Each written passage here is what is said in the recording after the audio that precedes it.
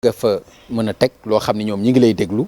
man maa ngi lay déglu ñeneen ñi ngi lay déglu nga ni man kat lii seen doléance la woon lii nangam lii ak lii laa ci def. ok xam nga man damay wax ne par exemple Italie damay jël cas Italie dafa am benn affaire boo xamante ne moom lañ mës a bëgg di ko xeex parce que ci la lépp tënku ci Italie mooy li nga xamante ni mooy partenaire du partenaire mais contrat social la entre l'Italie ak le Sénégal parce que ci loolu dafa am mbooleem problématique yi nga xamante ni moo nekk Italie ñun ci loolu lañ ko mës di tënk di ko jooy ko ci Ablaye Wade ñu arrêté woon ko ñu jooy ko ci ministère yi fi jaar yépp nekk ministère de Sénégal de l'extérieur yàlla def na ni ci fin wu peut-être sunu mandat parce que xam nga dama doon wax ne nit war nga am au moins contrat de législature entre le député de la diaspora tout à fait ak l'Assemblée nationale mais le député de la diaspora bi muy ñëw amul benn contrat de législature ba fii ma toog di waxee amul contrat de législature parce que dañ ko fal ba pare nga ñëw toog si président Macky Sall mu ne la fii lañ leen embauché maanaam comme embauché quoi vous êtes embauché ici man président Macky Sall moo ko wax sama kanam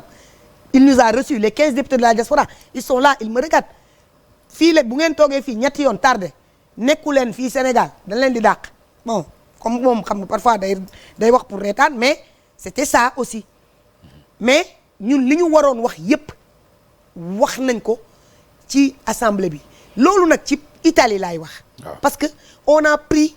mbooleem à bras le corps mbooleem problématique gu sénégalais yi de la diaspora parce que dañuy dem ba sénégalais yi dootuñu xam kan moo leen représenté man dama naan beaucoup de choses se sont reposées sur moi mais am naa ay député diaspora yoo xamante ni xëy na liggéey nañ mun naa leen lim mais Italie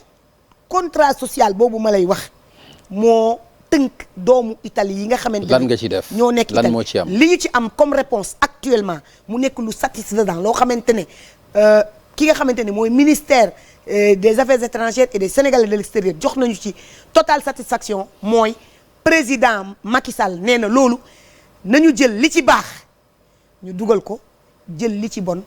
ñu génnee ko te ñu doxal ko parce que loolu moo doon soxla mbooleem ku nekk Italie te nga xam ko nag parce que man pour man da nga naan ma problème la bu ñu réglé parce que ni ma problème boo xam ne mooy ne bi mooy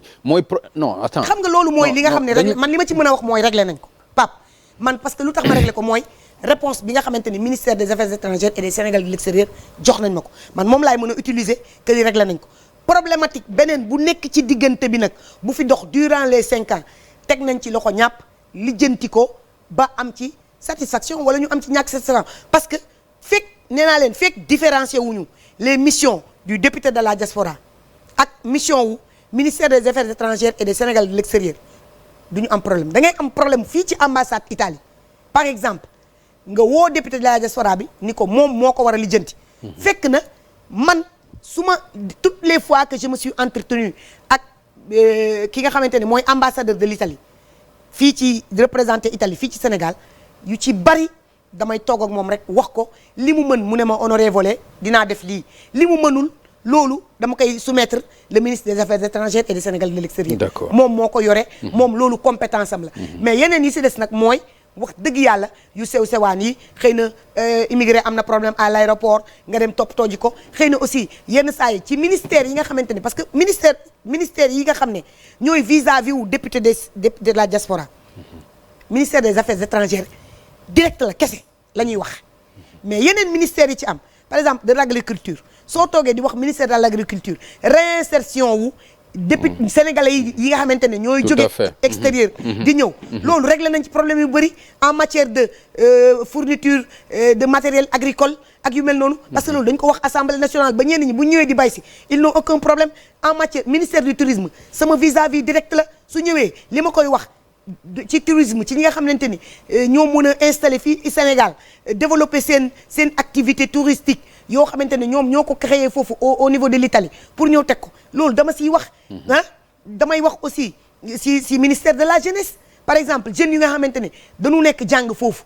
am seen diplôme war a mën a ñibbi si fii ñu intégrer leen dans le système scolaire wala ñu intégrer leen dans le système de travail te fekk na barrière linguistique am na mooy maanaam ki nga xamante ne du italien lay làkk parce que loolu la jàng ci la am bac ci la am maîtrise ci la am lépp mu ñëw fii war a nekk si dans le marché du travail ba pare jàngul tubaab jàngul français fekk na li muy def ki jàng français moo këpp ministère de l'éducation nationale les bourses qu'on a réglées au temps de Mary Teuw Niane au temps de Mary Teuw Niane augmentation bourse Italie si sama loxo bii la ko yàlla jaarale Mary Teuw ak may dégg pour que les Sénégalais de la diaspora en entier mais particulièrement de l'Italie s'inscrivent sur le site ñu leen di may ay bourses yàlla ci loxo bii la ko jaarale te dama ko doon wax assemblée donc man je pense que un bilan satisfaisant man am naa ko par rapport nag ak par exemple mun naa ni contrat coow boo xamante ne bu gën a sensible ñu régler ko xeex ci ba ñëpp président Macky Sall jóg ni jox leen dëgg mooy bi ñu àndee ak le mouvement suñu réew ci Covid bii passé kese ku dee ku faatu dañ la doon suul fële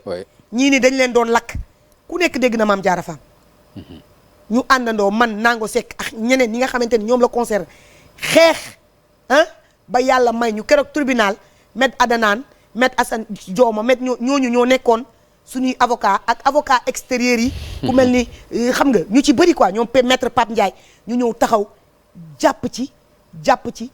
ci ba président Macky Sall ne ku deewati nañ la indi ñu jaar par Cardugo di def leneen ak leneen ñu bokk ci fond Covid bi xeex nañ ci ba am ci part bu am solo pour Italie loolu ay mbir la yoo xamante ne